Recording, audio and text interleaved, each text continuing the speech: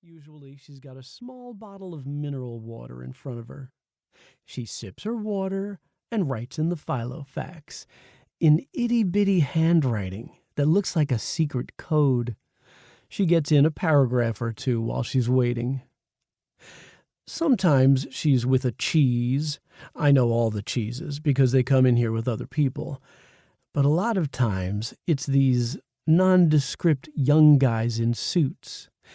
If you listen closely, they turn out to be editorial assistants, people with unimportant jobs at the magazines.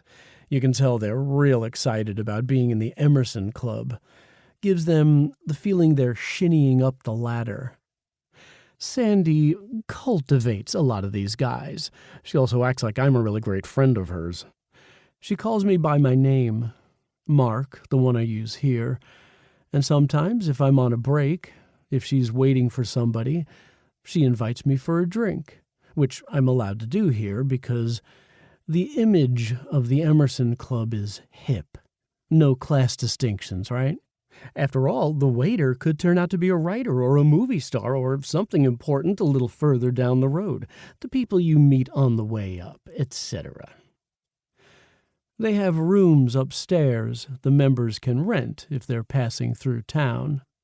I'm off before 2 in the morning when they stop serving food, but people on the finishing shift say there's a little prostitute action going on here. I'm not sure who turns tricks. Maybe Javier, this Spanish kid. I guess they turn a blind eye. The management, I mean. Not that Sandy Miller would ever avail herself of a waiter, if she had to pay. I read one of Sandy's books. It was all my cunt this and my cunt that for 200 pages. Stick your big dick in my cunt sort of stuff. But literary, you know. 1 minute Sandy's getting banged by an Arab Negro, and the next minute she's a 16th century pirate on the high seas, or Emily Bronte or something. Her writing is real modern. Anyway, she's always telling me she was just on television or in Women's Wear Daily, and what a drag it is being so famous. The only reason people know me is they've seen me on television, Sandy complains. Tonight she dined with a woman her own age, which I guess must be 42. A good-looking woman, not as made up as Sandy. Sandy wears scads of jewelry in her ears and on her fingers, and this fuck me right this minute lipstick. I'm like not into women at all, but even I have fantasies about Sandy's mouth wrapped around my hard virile member and shit, go figure. Her clothes always look like space outfits with shoulder wings and massive collars.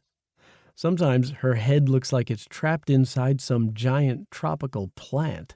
That's outerwear.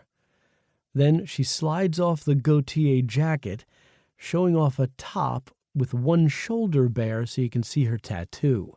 One of her many, I should say, which is bunches of flowers intertwined with a dragon.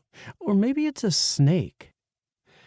Sandy gets as much press on her tattoos and her weird clothes as she does on her books. She keeps adding more tattoos, as if she's completing this giant jigsaw puzzle. The little underground magazines love running pictures of her. Serving her and the other woman drinks, I kept imagining Sandy's back looking like a diorama in the Natural History Museum. I saw a book where they showed these skins taken off people in Japan who were totally tattooed. Gangster skins, because the gangsters there get tattooed all over. Their skins were preserved by some collector of rare tattoo designs. I don't want to think about how he came by them. Maybe Sandy thinks if she gets enough of them, they'll skin her after she croaks and put her under glass, where everybody who ever fucked her will have to look at them and think about her. Sandy's cool, but waiting on her is no picnic. She invariably wants something special or something substituted, or fidgets for 10 minutes mulling over the wine list like she knows something about wine. Every time I've waited on Sandy Miller.